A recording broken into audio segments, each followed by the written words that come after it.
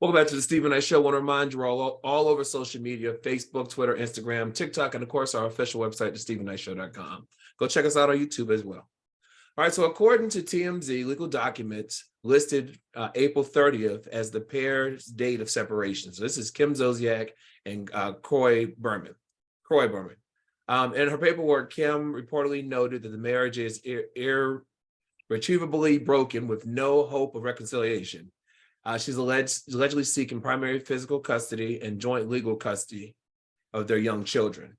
Additionally, the publication reports that Zolciak is seeking spousal support. Zolciak and Berman tied the knot back in November 2011. During their relationship, Kroy went on to adopt her oldest kids, Brielle and Ariana, Kim's daughters from previous relationships. In addition to Brielle and Ariana, Kim and Kroy share 4 other children, KJ, Cash, Kaya, and Cade. Longtime Real Housewives of Atlanta fans will recall Kim and Kroy actually met on camera during a charity event during season 3. Humorously, she was enamored by his tight ass when they first met, and their love story began shortly thereafter. Kroy soon became a fixture on the television series. In fact, there was even a point where Kim's co-stars got fed up with Kroy driving Kim to all the events, as well as waiting in the car to drive her home at a moment's notice. Following Kim's departure from Real Housewives of Atlanta, she and Kroy went on to star in their own spinoff show, Don't Be Tardy. The show aired on Bravo for 8 seasons before being canceled. In the wake of the news, US Weekly reports that Bravo spokesperson said, "We have enjoyed watching the incredible journey of Kim, Kroy, and their entire family who grew up right before our eyes." I also read that they have some tax problems and they owe millions in tax. So if you remember their home, it was supposed to be foreclosed earlier this year. And then Kim said it's not being foreclosed, that, don't believe the rumors. I think it did get foreclosed. And then seems like their issues are financial. Chike, it's already hard enough being in a relationship, but then you have the spotlight on you, on this happening. What do you think about this story? Do you think the finance could really mess up a family like this or tear a family apart? Hell to the yes, when it was all built and predicated upon the finances. She only really went after him because she bet on the wrong horse. Like, not that he was a bad person, not that anything was ill or foul with him, but he was way younger than her. And the dangling carrot for her was the fact that he was on a football team and he was bringing in money. And that was the bonus for her. So she married him, and then you know what happened to his career. So that money wasn't a thing anymore. And so if your public image is surrounded around you being this housewife diva and living this particular life, and her only income was the show, she didn't have, and of course that song that sold, but she didn't have really any other income other than the show, but she wanted to live that fabulous life. He helped support that in a great way. So she, not only did she excel, she got the spinoff. So she built a whole life now around that image. That image doesn't exist anymore. So yeah, definitely. Mm-hmm. Sorry that this is happening, but this is what happens when you play those type of games. What are your thoughts, Ania? I was just gonna say, Harpo, who this woman? I don't watch that reality stuff. Yeah. Not my lane, not my thing. But I'll treat it as if she a regular broad. You went in with that paper and wanting a certain lifestyle. And there's a difference between, what you present outwardly versus what reality is. Mm-hmm. And sometimes it's just my opinion. I feel like with these reality shows, these people get caught up in the rapture. And that reality now, you feel you can carry over, that reality show you can carry over into your real life.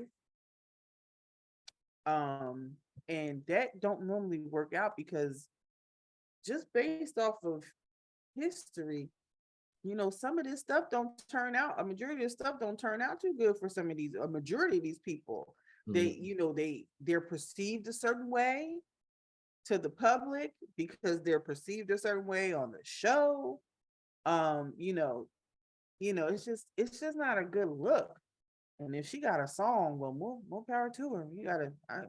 I gotta find out what that song is. Do I need to Don't, put it in rotation? don't be tardy for the party. Candy wrote it. But she actually Oh, had several songs out, I believe. She came out with some. okay, all Yeah. right, yeah, no, She's not a singer either. But got but I remember we had a guest on the show years ago, and it was a new reality show. I actually saw him at my gym, and that's how we met. Anyway, and so he came on the show, and they only had lasted one season, but he said that he tried so much hard to play up to the cameras that it actually backfired. Like, he was a married man with kids. People thought on the show that he was gay, and just because he said he was trying to live this luxury life, and it just backfired because it wasn't being who he really was. You know what I mean? So yeah, it's very true. All right, well, Eboni K. Williams, she has some crystal clear message for people criticizing her recent commentary about the bigotry of low expectations amongst Black men. I said what I said. On Thursday, the commentator and Real Housewives of New York alum appeared on the Breakfast Club to address the situation. After explaining her commentary and engaging in a back and forth with DJ Envy about the impact of her statements, Williams dished on how she's prioritized facts over feelings. She said, more than I care about hurt feelings, I care about improving my people providing my people with facts and information that say that their current way of life for the majority of Black Americans is not serving us. After reiterating that she's going off of data and facts, she spoke on the current positioning of Black America. If y'all are okay with the current position of Black America, that we have the lowest income, the lowest home ownership, the lowest educated group, then so be it. And added, I'm not okay with that. So that is why I said about addressing the bigotry of low expectations. Williams proclaimed that while she understands people's anger, somebody has to start telling the truth. I'm naming it. I'm acknowledging the pain, but somebody has to start telling the truth about our people. After the interview, Williams kept the conversation going on Instagram. Beneath and uploaded, Williams acknowledged that regardless of people's stance, she knows our culture needs this conversation. She said, baby, what I know for sure is that our culture needs this conversation. No matter your position or how this convo makes you feel, we've got to reckon with the strata of these issues within the Black community or deal with the consequences later. She wrapped up by adding, please keep the conversation going in the comments. Now, the conversation initially started during the sit down between Williams and Iyanla Vanzant on the griot. After Williams mentioned how successful women can feel as though available men are not earning or showing up in leadership enough, Vanzant asked if she would date a bus driver. In turn, Williams proclaimed that she would only do so if he owned the bus. Upon receiving some online backlash over her statements, Williams tapped in and clarified that rather than putting down working class people, she's actually pouring into the ascension of Black men. I'm actually speaking and pouring into the ascension of Black men when I said what I said. But no, some of y'all were too busy naming and shaming me personally and Black women in general as undesirable gold diggers. The commentator unapologetically noted that while many may be used to their mediocrity being praised, she personally doesn't support the bigotry of low expectations. Average is not and will never be good enough for me. And the gag is, I don't think it's good enough for you either. So she did get some negative feedback when she said only if she would date a bus driver if he owned it. But do you feel like Chike, that when she explained further what she meant, did she have a point? Or do you think that her comments spoke for herself? So I follow this channel on YouTube, MVMO, My View, My Opinion. And basically on that channel, they take social situations that happen on the internet and they pick them apart and they attach life lessons to them. And the lesson on this particular subject is, it's not what you say, it's how you say it. And remember when Bill Cosby was going on his rants about pull your pants up, start talking properly, go get your education, and people didn't take, kindly to it. They actually tried to push away from Uncle Bill because he was, coming from a perspective of Black excellence. We want you to be 100% or more, right? It's the same thing. I get what she's saying. It's how she's saying it. And it's coming off as elitist. It's coming off as being uppity bougie, separate than, better than. And what people are trying to tell her in these interviews is you need to listen to yourself. Like, don't say this. Maybe you shouldn't. And I think Envy did a really, really good job because he was really trying to be patient with her. And he was really trying to break it down so that she would understand it. She just did not get it. And I don't think that she ever will get it because that's the space that she's stuck in and she wants to be in. And she's not only doubled down, she tripled down on her disposition in that. Sometimes you got to meet people where they are and you got to leave them there. That's just her disposition. So I don't know. How are you going to be in that mindset, but you want to sell books? You have a show that's about to come out in the fall. Like, are people going to watch it based off of this attitude that you have? Maybe some will. And her disposition was basically, I don't deal in feelings. I deal in the truth. So your feelings don't matter, but feelings do matter if they cut you off and they don't want to receive what you're saying. And you want to go into this business of nurturing people and speaking to people about the truth. If they don't want to hear what you have to say, you're dead in the water. Yeah. You know, I saw a lot of women, they were on her side saying that it's okay for her to have a preference. What are your thoughts on this, Lanier?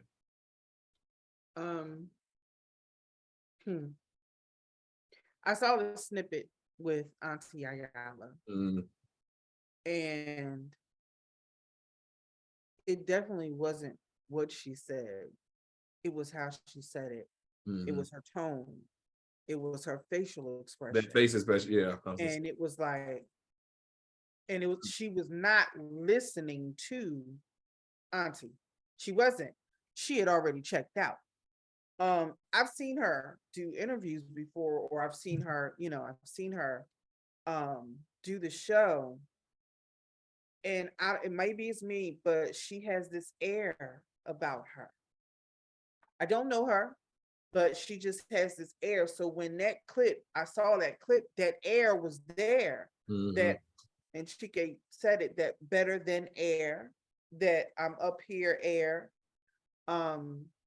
I get what you were saying, right? Not everyone starts up here. Well, actually, nobody starts up here. Everybody starts down here. The unfortunate part with Black folks is that this is where they want to keep us. You are entitled to want what you want and have your preferences, but it's wrong of you to seem like you're condemning those who are happy and content with where they are with what they do. I tell you what, a bus driver probably make way more than me. Yeah, they make money. So it just like Chike used Bill Cosby as an example, people got upset. Who else did something like that? Monique with these bonnets. People were upset. And she wasn't nasty with it. She came from a place, and it was serious because if you think about it, back in the day with us, we dressed. Everywhere we went, we dressed, especially way, way back in the day. We dressed. Ain't nobody walk out the house with no scarf on. Like, we dressed. You know what I mean? And and from my understanding, I don't know how true it is, they were also jumping on her because if she doesn't have one now, she was engaged to a white dude at some point in time. So then when people found that out, that was just more stuff to add to the fire for people that, have an excuse to come at her. She checks out. Even with DJ Envy, she checked out. If you didn't see attitude in her going back, it was there. Yeah. I talked to somebody in regards to financial stuff, and like her whole disposition, it kind of comes off like she kind of comes off, standoffish. You understand what I'm saying? So yeah. I don't know. Like I think what is it, Malcolm Hill, the one that owns Open Bobby's in Philly, because he's also a journalist on the Griot as well. He actually gave an amazing, perspective, listen, Ebony's my girl, but I'm gonna let her know, but I'm gonna also let y'all know, like, we're gonna tie it all in. Yeah. You know what I mean? So we cannot be here where we are. I mean, you want what you want. Now, I will say this. Now you talking about, somebody that just got finished doing the 10-year bid. Now, I don't know about that. You getting out of jail or something, I ain't doing it. But to each his own, but don't put down nobody else at the expense. Exactly. Yeah, I agree. There's a way of getting your message across without belittling others. You know what I mean? Maybe this threshold for that person was being that bus driver. You know what I mean? All right. Well, alleged son of Jay-Z, Ramir Satterthwaite, has filed a motion to the Supreme Court amid a 10-year paternity dispute. Satterthwaite has accused Jay-Z of avoiding a paternity test and has been fighting for answers for over a decade. The case has been ongoing since 2011, with Satterthwaite alleging that Jay-Z had an affair with his mother in the early 1990s. Despite multiple attempts to have the rapper take a DNA test, he has yet to comply. Satterthwaite's legal team has claimed that they have evidence proving Jay-Z and his father, including testimony from witnesses who were present during his mother's relationship with Hoax. However, Jay-Z's legal team has argued that the case should be dismissed due to jurisdictional issues. They have also claimed that Satterthwaite's mother committed fraud by using a false address on maternity paperwork. Per the Daily Mail, Satterthwaite wants the case unsealed, arguing that Jay-Z has allegedly been keeping it under wraps in an effort to avoid taking a paternity test. He now wants Jay-Z to be forced into giving his DNA so that he can prove once and for all that he is, in fact, Satterthwaite's dad. Meanwhile, Jay-Z's attorneys responded to the Daily Mail report, writing the allegations have been previously reviewed thoroughly by the courts and have been refuted. I'm sure that there'll be an outcome of whatever filings Mr. Satterthwaite may be currently considering. The case has garnered attention from media and fans alike, with many speculating on the outcome of the legal dispute. Some have criticized Jay-Z for not taking a paternity test and potentially avoiding responsibility if he is indeed his father. Others question Satterthwaite's motives and whether he's simply seeking fame or financial gain. Now, he also sued him back in 2016 for the same thing, but it was dismissed by a New Jersey judge, citing lack of jurisdiction. So, should Jay-Z take this test, or is he doing right by having his attorneys intervene? Linnea.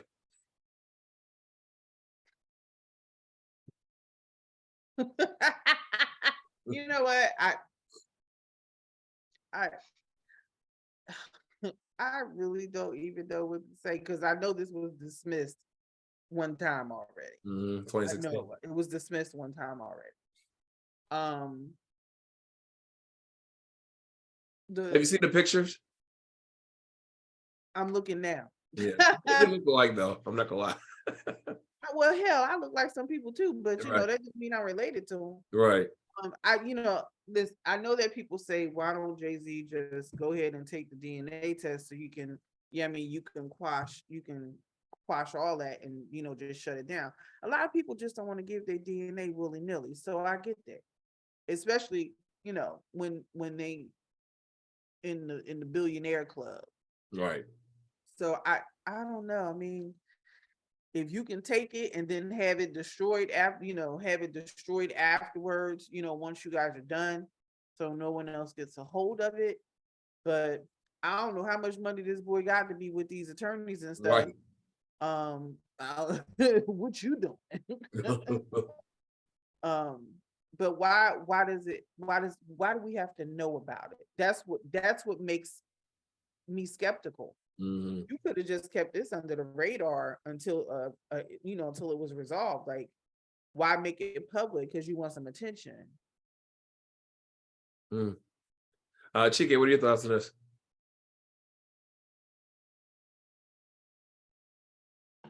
Yeah. What are your thoughts, Chike? Oh, did he So oh, there you go. I look at it like this. If there's any question, if it was me, if there's any question about any child out there in the world that could possibly be mine, I'm going to see it all the way through to the end to squash it or to embrace it. That's just where I'm coming from. I just don't understand. Like, you're a billionaire, bro. This money doesn't mean really anything to you, or maybe it does. Maybe it is about the money for you. But I would think about the human attached to this case that grew up parentless, that is seeking that. He may be even seeking money, but in your head and in your heart and in your mind, wouldn't you want to put an end to that? Wouldn't you want to know for yourself? Wouldn't you want to know for your family and for your children if they have another sibling? Like, I don't know. I would just want to put an end to it. And if he's looking for a dollar amount, me personally, if I was a billionaire, take this and shut up and go away. If you're not my kid, like, go away. Let's not hear this anymore. We're gonna be done with this. But just squash it. Don't just keep dismissing it, because he's gonna keep on coming back. Yeah, he's been going after this story. And part of his relentlessness makes me think that there's a lot more to it. Could be. Oh, this is our last story. This is a crazy story. So Chloe Stein, a 23-year-old woman from Jeanette, Pennsylvania, recently made headlines for faking her abduction to drop out of college. It all began when her car was found abandoned in Greensburg last Monday. The police searched for her 6 or 7 hours following the following day using dogs and a helicopter before finding her safe at an acquaintance's home. According to USA Today, Stein had texted her boyfriend that she was pulled over by the police on Monday night, but nobody saw or heard from her after that. The police, a K-9 unit, and a helicopter were deployed in a search effort before authorities realized there was no record of a traffic stop affiliated with her. She was found a few miles away from her abandoned car on Tuesday and initially told police that she had been abducted at gunpoint by a man in a mask. It turned out that her story was a hoax, and Pennsylvania State Police charged her with false alarm of public safety, false reports, obstruction of the administration of law and other government functions, and disorderly conduct. It was later discovered that she made up the entire scenario to hide the fact that she had dropped out of college a year ago and wasn't going to be graduating this year. Authorities believe that she planned her fake disappearance because of the aforementioned reason, and her college situation was driving force behind the crime she allegedly had to commit, with school officials confirming that she hadn't attended college in well over a year. Linnea, was she that scared to tell her parents she dropped out of college, or did she have to come up with all this? Stephen, what color is she?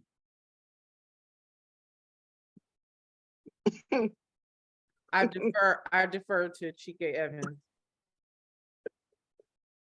Chike, was this an elaborate plan gone wrong? I can't even say. Listen, this is zany. It's crazy. This is coming from someone who was raised with getting spankings for lying. Okay, Right. I tell a lie, I get a spanking. It's way over the top. With all that's going on in the world or surrounding those type of subject matters, you don't play around with stuff like that. Yeah. Not only should she be charged, but I think that they should tally up everything that it costs to go find her, and they should. Froze up on us. Did he freeze? Yeah. That she lied about, all those things. She tallied up a bill. She should have to pay for all that. Yeah. A search bill. Mm-hmm. Yeah, that was definitely just take the L. Dropped out, take the L. You dropped out. I mean, like, who paying that bill? So Right. most likely, like, the good people of Pennsylvania are paying that bill. That's what I was about to say, because your parents ain't paying that bill in order for you to just drop out like that and not tell nobody. So you was getting some what you call them, grants or whatever. You know what I mean? So you wasted the state's money, and you wasn't even going to school, and you wasted the money on this fake hoax of you being kidnapped. Did she say Black people kidnapped him? No, she said a man in a mask. A man in a mask. Yeah. I guarantee you the mask is black though. You paid for that story, Linnea. Huh? That's your home state. You paid for that. Well, listen, I don't know these people. before we go, I don't know if you all heard last week, there was a mass shooting here in Atlanta, in Midtown, and there was a woman killed. Her name is Amy St. Pierre, and turns out she was best friends with one of my coworkers. And so she was a mother, a wife and a mother. She had left behind a 4-year-old, a 7-year-old. She was apparently big on women's rights. She did a lot of protests and charitable giving. And so her funeral is going to be this Thursday. So I just want to send thoughts up to, because I know my coworker's taking heart as her best friend. They had just gone out the country together earlier this year. So prayers to their family. And we'll be right back after this. Linnea, thank you for Hot Topics. Check out some of your movie reviews. Right back after this.